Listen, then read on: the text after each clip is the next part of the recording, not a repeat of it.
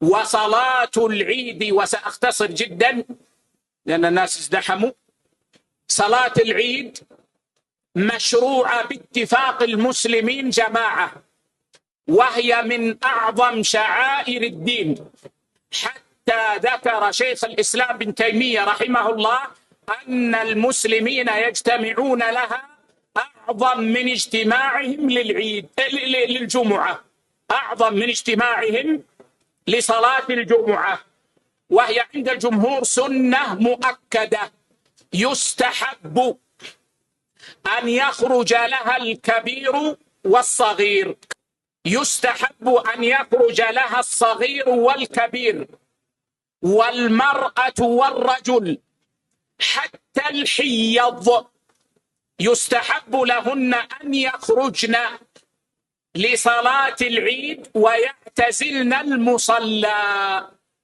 فإن في صلاة العيد خيرا يشهد ودعوة لا ترد، فيستحب للمسلم أن يشارك في هذا.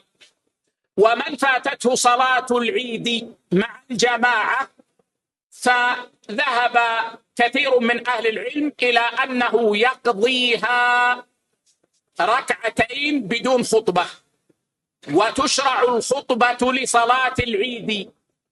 وهل هي خطبة أو خطبتان؟ الذي عليه جماهير العلماء أنها خطبتان، والأمر واسع، لكن لا ينبغي للإنسان أن يخالف عمل أهل البلد. إن كان أهل البلد يخطبون خطبتين، لا ينبغي لطالب العلم في العيد أن يخطب خطبة واحدة. ويستحب الاغتسال للعيد والتطيب ولبس أجمل الثياب، هذا فعل السلف.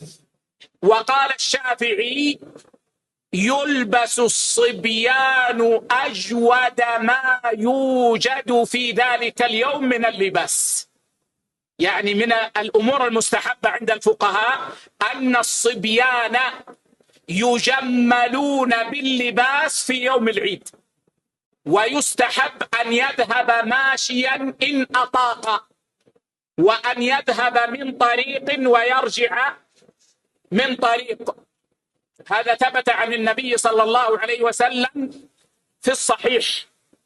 ويستحب أن يأكل قبل خروجه إلى المصلى بعد الفجر في بيته تمرا أو رطبا وترا، ولو تمرة واحدة.